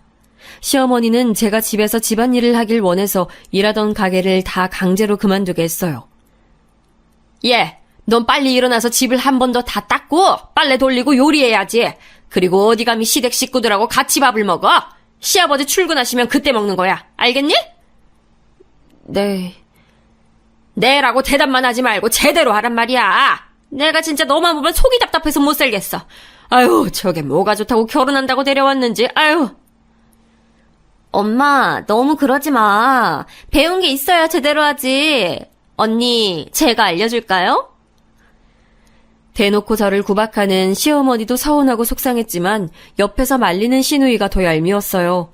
시어머니는 남아선호 사상이 강한 옛날 사람이니 그렇다 쳐도 시누이까지 그러니 서러움이 몰려왔습니다. 그래도 남편을 보며 버티려고 했죠. 시간이 지나 출산했는데 아이의 성별은 딸이었어요. 딸이라는 사실을 알고 시부모님은 병원에 오지도 않으셨습니다. 너무 서운하고 속상한 마음이 들었죠. 유일하게 미선이만 저를 축하하러 지방에서 올라왔습니다. 미선이는 저에게 축하한다며 선물까지 사서 방문했어요. 반면 시어머니는 대놓고 저한테 뭐라 하셨습니다. 내가 어쩐지 예감이 안 좋았어. 대를 이으라고 결혼시켰더니 딸을 낳아? 아유, 넌 잘하는 게 뭐냐? 그래, 다음엔 아들을 낳도록 노력해라. 아들을 낳지 못한 게 그렇게 죄인인 줄 그때 알았습니다. 출산하고 호르몬 변화로 인해 안 그래도 서러웠는데 시어머니가 종일 구박하니 못 살겠더라고요. 게다가 조리를 제대로 하지도 못했습니다. 퇴원하고 집에 왔는데 바로 또 새벽 5시부터 깨워서 일을 시켰어요. 미선이가 너무 보고 싶었고 돌아가신 부모님이 그리웠습니다. 혼자 숨죽여 울었던 날이 한두 번이 아니에요. 남편이 그나마 옆에서 위로해주지 않았으면 제가 어떻게 버텼을지 상상도 하기 싫습니다. 혼자 시댁에서 온갖 집안살림 도맡아 하며 아이까지 독박으로 키우는 것은 너무 힘들었어요. 게다가 저는 아이를 낳고 연년생으로 또 아이를 가지게 됐습니다. 시아버지는 이번에는 기필코 아들을 낳으라며 강요 아닌 강요를 하셨어요. 하지만 아이의 성별이 제가 원하는 대로 나오는 게 가능할 리가 없잖아요. 세상에 나오기도 전에 의심부터 받는 우리 아이를 위해 얼마나 기도했는지 모릅니다. 집에서 육아를 도와주는 사람은 한 명도 없어서 막막한 마음도 있었어요. 남편은 시간이 지날수록 저에게 관심이 사라졌습니다. 결혼 전에는 쓸개와 간을 빼줄 것처럼 행동하더니 결혼하고 완전히 돌변했어요. 첫째 출산 때까지는 그래도 다정한 면모가 있었는데 둘째 출산 이후로는 아예 육아도 하지 않았습니다. 종일 새벽부터 일어나 바닥을 닦고 빨래하고 요리까지 하는 제가 안쓰럽지도 않았나 봐요. 2명의 아이를 혼자 돌보는 것도 힘든데 시어머니는 저에게 트집을 너무 잡았습니다. 국이 짜다고 해서 소금을 덜 넣으면 싱겁다고 난리셨어요. 아우, 야! 넌 국이 이게 뭐냐? 넌 이걸 요리라고 했어? 일부러 이러는 거야, 어? 불만 있으면 말을 해. 이렇게 싱거운 걸 누구 먹으라고 한 거야? 어머니, 아니에요. 제가 아까 애들 돌보면서 끓여서 그런가 봐요. 소금 더 넣을까요? 애는 너 혼자 키워? 난 너보다 더 했어. 어디서 말대꾸야? 애초에 잘하면 되잖아. 제가 아무리 변명해도 시어머니는 말대꾸라며 절 싫어하셨어요. 심지어 두 딸이 노는 것도 보기 싫었는지 우리 딸들은 거실로 나오지도 못했습니다. 제 얼굴만 보면 아들 타령을 하도 해서 제 이름이 아들인 줄 알았어요. 설상가상으로 남편은 이때부터 밖으로 나들기 시작했습니다. 심지어 제가 들고 온 돈으로 도박까지 해서 다 날려버렸어요. 저는 시댁에서 살다 남편이 벌어온 돈을 모아 독립할 예정이었는데 아예 원점으로 돌아가 버렸죠. 이렇게 힘든 상황에서도 제가 시댁에서 계속 버텼던 이유는 바로 동생 때문이었습니다. 언니, 괜찮지? 난 친구들이 시집살이 심하다고 할 때마다 언니 생각나. 언니가 행복했으면 좋겠어. 미선아, 언니 괜찮아. 다들 나한테 잘해주셔. 걱정하지 말고 대학에서 적응 잘해. 이미 잘하는 것 같아서 기분 좋다. 남자친구도 사귀고 있지? 예, 그럼. 나도 언니 이제 진정한 어른이 된 것 같아. 언니 덕분에 이렇게 살 수 있는 거야. 고마워. 시댁 식구들이 잘해준다니까 너무 다행이다. 난 언니가 행복하면 나도 기뻐. 미선이와 연락은 꾸준히 했는데 그럴 때마다 미선이는 제 행복을 물어봤어요. 그때는 행복하지 않아도 행복한 척을 해야 한다고 생각했죠. 제 동생이 원하는 방향이라면 그게 맞다 생각했거든요. 그래서 일부러 더 행복한 척을 했습니다. 그리고 현실적으로 남편이 미선이가 기숙사에서 나가서 방을 얻을 때 보증금을 지원해주기도 했고요. 이렇게 받은 게 있으니 제가 대놓고 얘기하지 못했습니다. 물론 집에선 종일 구박받고 아이들 육아에 힘들고 시누이의 얄미움 때문에 괴로웠지만요. 남편의 도박은 날이 갈수록 심해졌습니다. 심지어 본인의 월급을 미리 받아 도박에 쓰기도 했어요. 한심했고 내가 왜 이런 사람과 결혼했지 후회도 됐습니다. 하지만 동생의 시선도 그렇고 무엇보다 두 딸 때문에 밖으로 나갈 수가 없었어요. 시댁을 나가면 당장 길거리에 아이들을 데리고 나가야 하는데 너무 막막했습니다. 일이야 다시 구하면 되는데 딸들 나이가 너무 어렸거든요. 미선이를 데리고 서울로 올라왔을 땐 그래도 미선이와 제가 나이가 비슷했으니 괜찮았는데 딸들은 아직 말도 제대로 하지 못했으니까요. 그래서 버티고 버텼습니다. 언니, 갈비찜 맛이 왜 이래요? 우리 엄마가 저번에 알려줬다는데 언니는 왜 똑같이 해도 맛이 다르지? 다시 배워요. 우리 딸, 엄마가 다시 해줄까? 엄마가 해야 맛있지? 엄마가 한 거랑 언니가 한 거랑 맛이 너무 다르잖아. 시어머니와 시누이는 저에게 시도 때도 없이 구박했어요. 처음엔 그래도 받아치려고 했는데 그럴수록 심해져서 나중엔 대답도 하지 않았습니다. 그저 안 들리는 척 아이들 육아에 힘을 쏟았어요. 집에서 딸들을 예뻐하는 어른이 저밖에 없으니 딸들은 저만 바라봤습니다. 그게 귀엽고 안쓰러우면서도 참 힘들었어요. 아이는 저와 남편이 만들었는데 오로지 책임은 저만 지고 있었으니까요. 한숨이 절로 늘어나는 상황이었습니다. 그렇게 시간이 지나 어느새 딸들은 초등학교에 입학했어요. 그때까지 정말 유치원 행사도 제가 혼자 챙겼습니다. 오죽하면 밖으로 놔두는 남편 때문에 딸들은 아빠를 어색해했어요. 저도 속으로 이건 아니라고 느꼈죠. 그래서 시댁 식구들 몰래 돈을 모으기 시작했습니다. 절박한 심정으로 남편의 지갑에서 현금을 조금씩 빼서 따로 모으기 시작했어요. 남편은 술에 취하면 돈이 없어져도 모르는 사람이라 악착같이 모았습니다. 그리고 시장에 가서 음식 재료를 살 때도 최대한 깎아서 잔돈을 만들었어요. 시댁 식구들이 밖에 나갔을 때 몰래 바느질하며 일감을 구해 용돈벌이도 했습니다. 기계처럼 모았던 돈은 이미 남편의 도박으로 없어진 지 오래였어요. 그러면서 돈이 조금씩 모이니 저도 시댁에서 당하고만 있진 않았습니다. 아주 소액이어도 할 말을 할 수 있더라고요. 물론 시어머니와 시누이가 저한테 한 것처럼은 아니었지만요. 얘, 넌 청소를 어떻게 했길래 바닥에 이래? 좀 제대로 닦어! 어머니, 아침에 제가 닦은 거 보셨잖아요. 아가씨가 아까 거기서 과자 먹던데 아가씨가 그렇게 했나 봐요. 뭐? 그럼 우리 딸이 잘못했다는 거야? 시댁 식구 무서운 줄을 몰라? 그냥 그 원인이 제가 아니라고 말씀드리는 거예요. 처음엔 저렇게 대응하고 손이 벌벌 떨리고 심장이 쿵쾅거렸어요. 그런데 시간이 지나면서 저도 당당하게 나갔습니다. 시어머니가 뭐라 하면 그냥 집을 나갔어요. 남편은 이미 의지하지 못하는 대상이라 딸들을 보며 버텼습니다. 그래도 우리 딸들을 보면 입가에 미소가 지어졌어요. 제가 낳았는데 너무 예뻤고 제 딸들인데 진짜 착하거든요. 천사 같은 아이들을 보며 우리 부모님도 이런 마음이었을까 생각이 들었습니다. 바라보고 있어도 보고 싶은 소중한 보물이었죠. 미선이도 우리 딸들을 아주 예뻐했습니다. 동생은 대학에서 만난 남자친구와 결혼 예정이었어요. 그러면서 서울로 저를 보러 왔는데 미선이는 볼수록 더 예뻐졌어요. 데리고 온 남자친구도 제 남편과 달리 훤칠하고 다정하고 성실했습니다.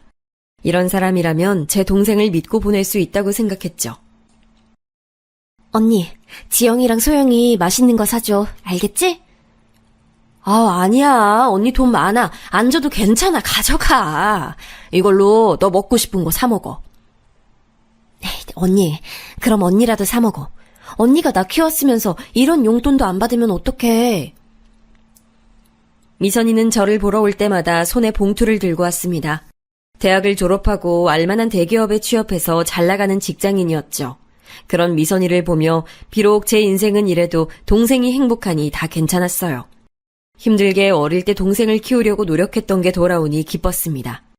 미선이가 준 돈은 단 1원도 쓰지 않았어요. 대신 제 비상금으로 모으고 또 모았습니다. 나중에 딸들을 위해 쓰려고요. 미선이는 결혼하고 서울로 올라와서 살겠다고 해서 그것만을 기다렸습니다. 확실히 제가 동생을 보고 나면 기분이 매우 좋았거든요. 그래서 그날만을 위해 바라보고 살았습니다. 그런데 너무 끔찍한 일이 발생했어요. 아이들이 학교에서 집으로 돌아오는 시간이라 간식을 준비하고 있었습니다. 그런데 전화벨이 울렸어요. 발신자를 보니 동생 남자친구였죠. 이 친구가 나한테 연락할 사람이 아닌데 무슨 일인지 싶어 받았더니 우느라 말을 잇지 못하고 있었어요. 직감적으로 동생에게 무슨 일이 생겼다고 느꼈습니다. 침착하게 무슨 일이냐고 물었더니 동생의 남자친구는 오열하며 당장 병원으로 와달라는 말만 되풀이했습니다. 그리고 도대체 무슨 정신으로 병원에 갔는진 기억도 안 나요. 제가 기억나는 건 응급실에 도착했더니 숨이 끊기기 직전인 동생의 모습이에요. 언니, 미안해. 언니, 미안해. 미선아, 안 돼. 미선아, 이렇게 가면 난 어떡해. 미선이는 제가 오길 기다렸던 것처럼 버티고 있었어요. 그리고 제가 오자 미안하다는 말을 끝으로 하늘로 갔습니다. 동생 남자친구에게 들은 바로는 뺑소니를 당했다고 하더라고요. 그렇게 너무나도 허망하게 저는 유일한 가족이었던 사랑하는 동생을 보내게 됐습니다. 결혼식 날짜까지 다 잡아놓고 가버려서 얼마나 허탈했는지 몰라요. 아무리 시댁에서 시집살이를 당해도 버텼던 이유가 사라져서 갈피를 잡을 수가 없었습니다. 다행히 동생 남자친구의 도움으로 장례식은 마칠 수 있었어요. 둘이 서로 사랑하는 사이여서 동생의 남자친구는 성심성의껏 동생 가는 길을 배웅했습니다. 그러면서 동생 남자친구는 제게 말해줬어요. 항상 미선이는 언니 얘기를 했어요. 자기는 언니가 키운 거라고. 그렇게 언니한테 이제 갚으며 살아야 한다고. 그래서 일부러 결혼하고 서울로 가자고 항상 저한테 말했어요.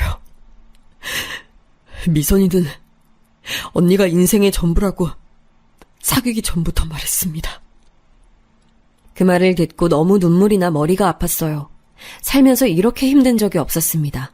부모님을 보낼 때와 할머니를 보낼 때는 제가 너무 어려서 몰랐거든요. 아니, 슬퍼도 이렇게 슬프진 않았죠. 동생을 이제 볼 수 없다는 사실은 제게 너무나도 큰 상실감을 안겨줬습니다. 이때 시댁 식구들은 전혀 도움되지 않았어요. 안 그래도 힘든 제게 집안일을 하지 않는다고 눈치를 주는 모습에 저는 맘속으로 이혼을 결심했습니다. 딸들도 이제 어느 정도 컸으니 그동안 생각만 하던 것을 현실로 옮길 기회라고 생각했죠. 그리고 그 결정의 결정적인 한 방은 바로 시어머니였어요. 동생은 뺑소니를 당해서 가해자에게 보상금을 받게 됐습니다.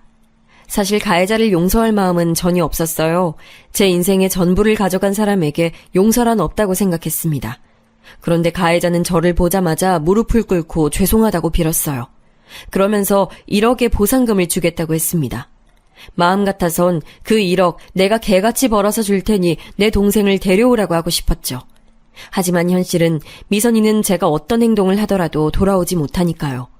동생 남자친구는 저에게 그 1억을 다 줬습니다. 저는 그 친구에게 아직도 고마워요. 외모도 속도 좋은 청년이라 좋은 여자 만나서 다 잊고 행복하게 살라고 해줬습니다. 간 사람은 갔으니 본인은 본인 인생 살라고 했어요. 그리고 저는 다시 시댁으로 돌아와 일상으로 복귀했습니다. 그런데 시어머니가 은근히 제 동생 보상금에 대해 궁금해하더라고요. 저는 1억을 받았다는 말을 절대 하지 않으려고 했습니다. 남편이 다른 것도 아니고 도박으로 인해 사고란 사고는 다 치고 다녔으니까요. 그 과정에서 우리 부부와 딸들이 독립하지 못했던 근본적인 원인도 있었습니다. 그래서 보상금에 대해 말하지 않고 있었는데 원래 이런 것은 타인에 의해 알게 되잖아요. 합의 과정에서 가해자가 시댁으로 찾아오게 됐습니다. 제가 연락을 받지 않는다고 경찰 조사에서 불리했는지 절 찾아왔어요. 저는 일부러 가해자 연락을 안 받은 게 아니고 현실적으로 너무 바빴습니다. 제 유일한 가족인 동생을 잃은 것도 가슴 아프고 살기 어려운데 장례 절차가 끝나고도 할 게 너무 많았거든요.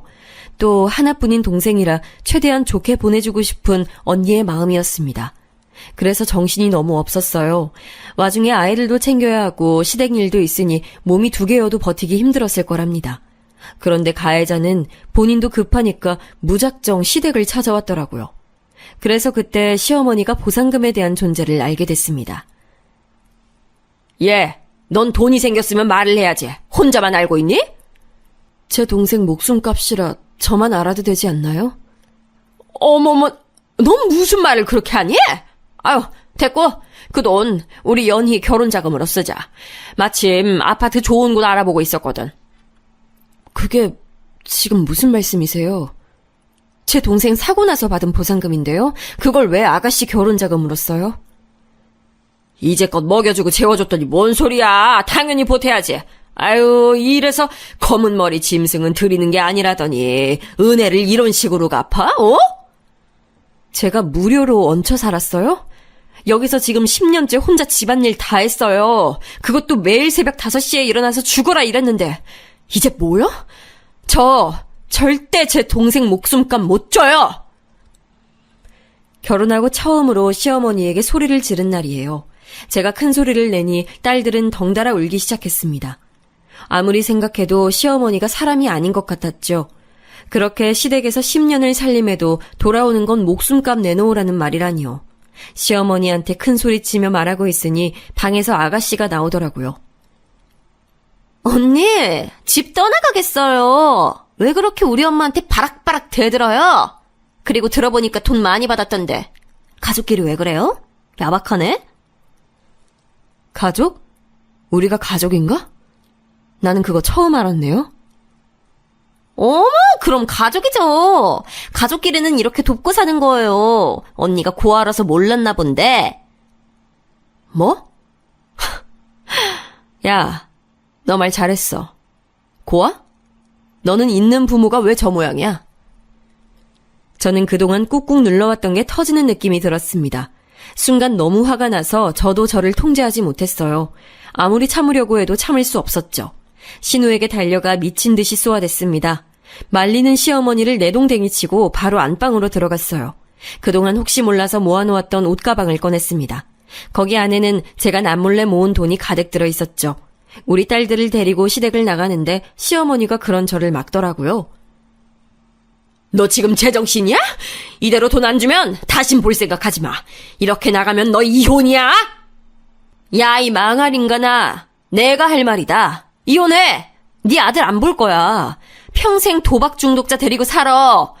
인간 같지도 않은 놈 어디 남 부끄러워서 데리고 다니겠어? 뭐? 너 말 다 했어? 이게 진짜 미쳤나? 그래, 나 미쳤어. 이혼 서류 보낼 테니까 그거나 잘 받아. 얘들아, 가자.